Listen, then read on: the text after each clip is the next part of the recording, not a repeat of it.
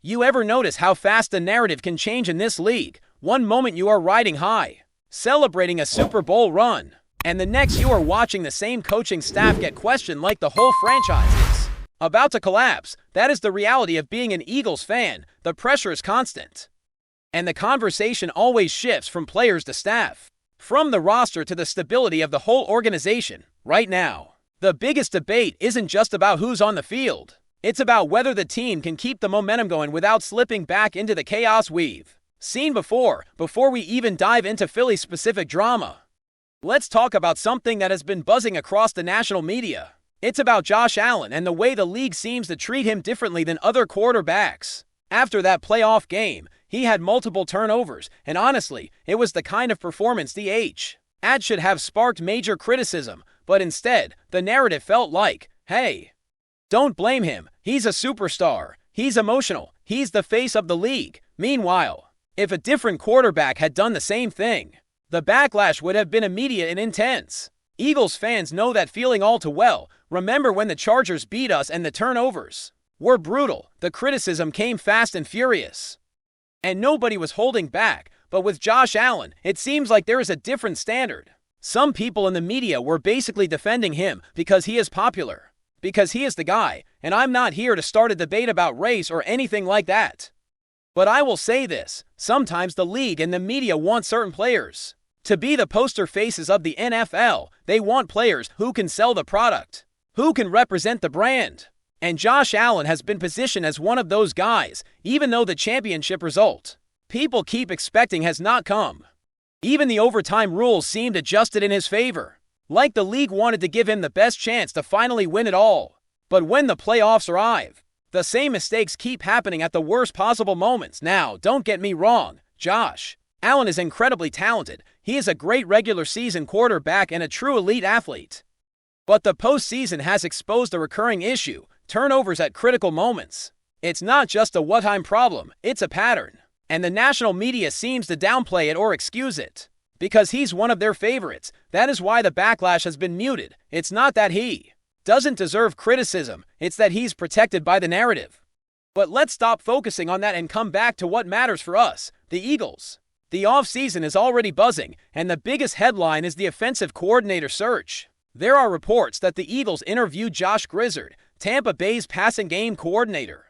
That's an interesting name because he doesn't come with the same hype as some of the bigger names. He's not a Mike McDaniel or a Cliff Kingsbury, not one of those flashy offensive minds that everyone immediately recognizes, but sometimes those are the coaches who quietly come in and make a huge impact. The question is whether he has called plays before. I'm not entirely sure, and I want you guys to let me know what you've heard. But one thing is clear, Tampa Bay's passing game has been strong, and that is an area the Eagles need to improve. This is where I start thinking about the whole Kevin Patullo situation. The passing game was one of the weakest parts of our Super Bowl run, and it always seemed strange that he was promoted to offensive coordinator. If the passing game was the main issue, why promote the person responsible for it? That decision never made sense to me. But with Grizzard, at least there is a logical path. He had success in Tampa, and maybe he deserves a shot. It's not the most exciting name, but sometimes the best candidates are the ones who aren't already in the spotlight. The Eagles are clearly taking their time with this search, and I know that frustrates fans. We want answers now. We want someone who can stabilize the offense and give us confidence that the future is secure. But the truth is, they might be trying to find someone who checks all the boxes. Will the coordinator stay for more than a year? Can they be successful here? Will they be able to handle the pressure that comes with coaching in Philadelphia? Those are big questions. And the Eagles have a reputation for being one of the toughest places to work in the league. I've seen reports suggesting that offensive coordinators don't even want to come to Philadelphia. And when people hear that, they immediately point the finger at Nick Sirianni. They say his playbook is too complicated, or he doesn't give coordinators enough control, and I won't deny those concerns. They are valid. But I think it goes deeper than that. I think the real issue is that the front office and ownership want to keep control over everything.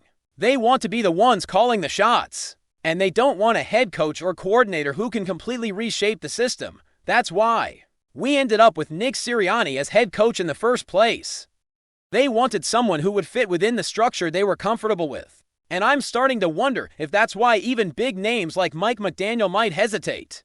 Because what if he comes in and says, I need to bring my staff, I need to call the plays, I need freedom to run my offense? And the Eagles respond, no, you have to work within our system. That is not an attractive pitch. That is not the kind of freedom top coaches want. On the defensive side, things might be different. Vic Fangio seems to have more freedom. And that makes sense because defense has been a strength for the Eagles, but on offense, it feels like the front office wants to keep Jeff Stoutland around no matter what, and I get it. He is an excellent coach and a major reason the offensive line has been successful.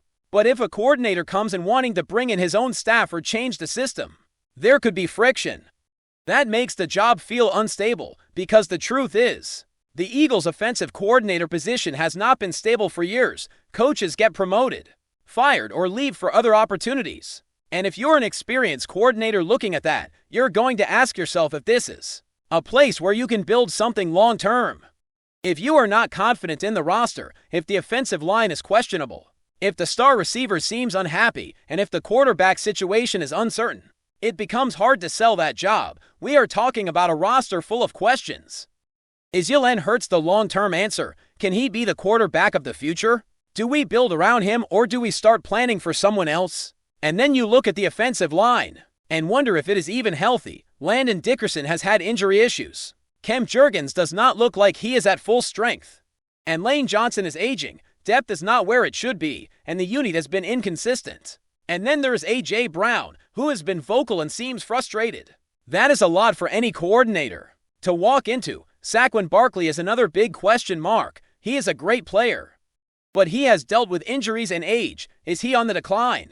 Can he still be the explosive force he was? Those are questions that need answers. And when you are trying to build an offense, you need to know what kind of players you are working with.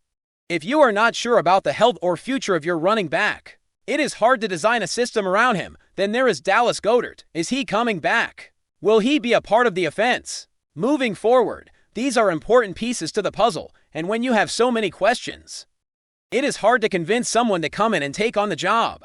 The Eagles are a high-pressure environment, and if the roster is uncertain, it makes the job even harder. That is why the offensive coordinator search has become such a major storyline. The coordinator is not just calling plays. The coordinator is responsible for shaping the offense, managing the players, and helping the quarterback develop. If the Eagles do not have stability at that position, it affects the entire team. Now, let's talk about the history of this franchise and how it affects the current situation. The Eagles have always been a team that wants control. They want to control the coaching staff, the system, and the direction of the team, and that is not necessarily a bad thing. But when it starts limiting the freedom of coaches and coordinators, it becomes a problem. You cannot attract the best talent if you are not willing to give them the tools to succeed. We saw it with Chip Kelly. He had success early, but the front office never fully let him run the team the way he wanted.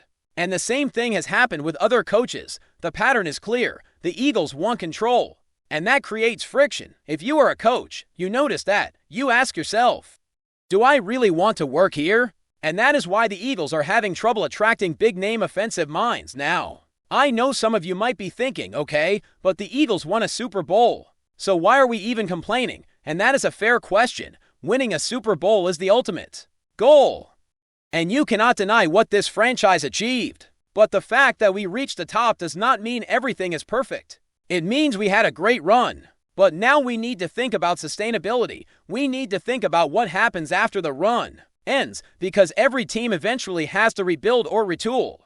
The question is whether the Eagles are building something that can last, or if they are going to fall back into the same pattern of instability.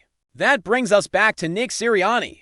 He has had success, but the relationship with the front office seems strained. If he is on a short leash, it affects everything. It affects how coordinators view the job, it affects how players view the team, and it affects the long-term direction of the franchise. When you have a head coach who might be one bad season away from being replaced, it changes the dynamic in the building. Coaches become hesitant to fully commit to a vision because they are worried about whether they will be around long enough to see it through. And that is why the coaching structure in Philadelphia is such a big issue. The Eagles are known for demanding excellence, and that is understandable, but there is a fine line between high expectations and creating a Toxic environment. When coordinators are hesitant to even interview, you have to ask yourself what the real problem is. Is it the coach? Is it the system? Or is it the way the organization handles control? Because if you are an offensive coordinator with a strong resume, you do not want to walk into a situation where you feel like you are just a placeholder. You want to come in, implement your system, and be able to run it your way. You do not want to be second-guessed at every turn. The Eagles' offensive coordinator role has become a revolving door. People get hired, they get promoted. They get fired, they get replaced. It is hard to build continuity when you do not know who will be calling the plays from one season to the next, and continuity matters. Especially for a quarterback like Jalen Hurts, he needs consistency. He needs a coach who can build a system around him and help him develop. And if the offense is constantly changing, it makes it harder for him to reach his full potential. And speaking of Hurts, we have to be honest about where he is in his career. He is a talented quarterback. He has the leadership, the toughness, and the athletic ability, but the question is whether he is the long-term answer. Because if the answer is yes, the Eagles need to build an offense that fits him. They need to bring in a coordinator who is willing to tailor the system to his strengths. But if the answer is no, the Eagles need to be honest about that and start planning for the future. Either way, the uncertainty is affecting the coaching search. When you look at the roster, there are a lot of unanswered questions. The offensive line is a major concern. Landon Dickerson has dealt with injuries. Cam Jurgens does not look like he is at full strength, and Lane Johnson is aging. The depth is thin, and the unit has been inconsistent.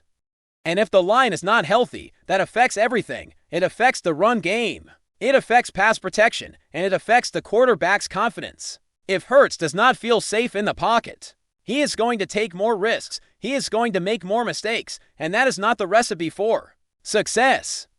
Then there is A.J. Brown. The situation with him has been one of the most talked about storylines in the NFL. He is one of the best receivers in the league, but he has also been vocal about his frustration when a star player is unhappy. It creates a ripple effect. It affects the locker room. It affects the offense. It affects the chemistry, and if the Eagles do not address it properly, it could lead to a major shift in the team's direction, and for a coordinator, that is a red flag. You do not want to come into a situation where you are not sure if your top weapon is going to be there. FlyEaglesFly News family, smash subscribe and hit like. Your support keeps the freshest Philadelphia Eagles updates flying in. Drop your take in the comments and let's talk birds. The whispers around the league are getting louder, and this time they carry the weight of a seismic shift in Philadelphia. According to sources close to the situation, Howie Roseman may have finally made a decisive move regarding A.J. Brown's future with the Eagles. Nothing is official, nothing has been announced. But the feeling inside NFL circles is that a door has quietly begun to close. Brown has been one of the emotional and competitive pillars of the Eagles' recent identity. A wide receiver who plays with edge, confidence, and an unmistakable presence. That is precisely why the idea of his departure feels so shocking.